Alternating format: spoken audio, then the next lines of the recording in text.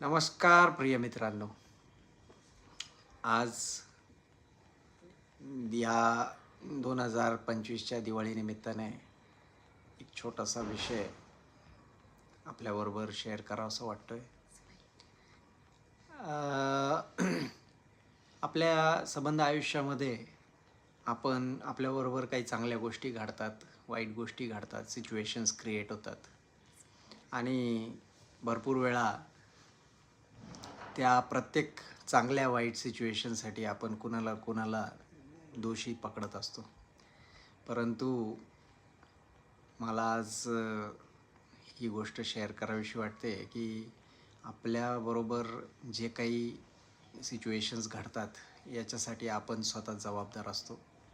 आपलेच केलेले सत्कर्म किंवा दुष्कर्म जे आपण भूतकाळात केलेले आहेत किंवा मागच्या काही अनेक जन्मांमध्ये केलेले आहेत, तेच संचित रूपाने फळाला येत असतात आणि आपल्याबरोबर त्या सगळ्या गोष्टी घडत असतात, चांगल्या अथवा वाईट.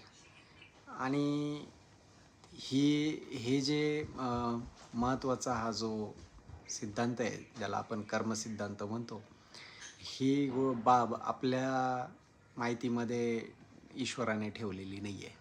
आणि त्यामुळे भरपूर लोकांना हे माहीत नसल्यामुळे की आपल्याबरोबर घडणाऱ्या सगळ्या सिच्युएशनसाठी आपणच जबाबदार आहोत, आपणच केलेल्या कर्मांचे फळं आपण भोगत असतो, ही बाब माहीत नसल्यामुळे आपण प्रत्येक वेळेला कुणाला ना कुणाला दोषी पकडत असतो आणि संबंध आयुष्य आपण बऱ्याचदा दुःखी राहतो.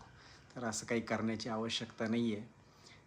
सगळ्या गोष्टीसाठी आपणच जबाबदार आहोत, चांगल्या गोष्टी, चांगल्या सिच्युएशनसाठी पण आणि वाईट सिच्युएशनसाठी पण.